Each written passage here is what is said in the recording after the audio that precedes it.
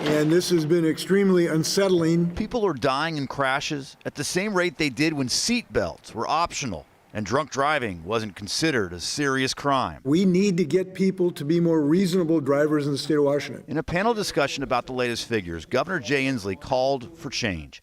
The state has seen a 39% increase in fatalities since 2019.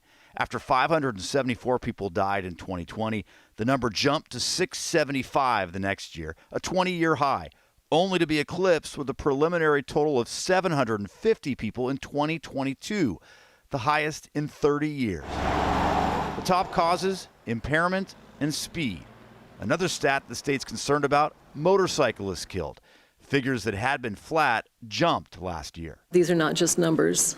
These are families and friends and co-workers whose lives have been lost and left the people around them grieving. The director of the Traffic Safety Commission says the change came during COVID.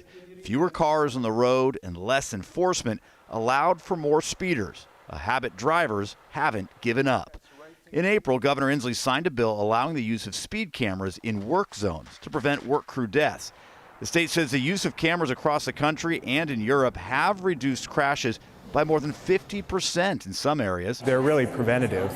They're very visible. There are a lot of warnings before you reach the speed camera. But we can't allow this carnage to continue when we have a technology that works. Despite potential privacy concerns or complaints about speeding tickets, Governor Inslee says he will push to expand the use of the cameras. I really believe, just from what I've heard so far, we ought to have speed cameras and we ought to put them to work and we ought to save hundreds of lives. And the fact we're not doing that, frankly, is a little frustrating right now.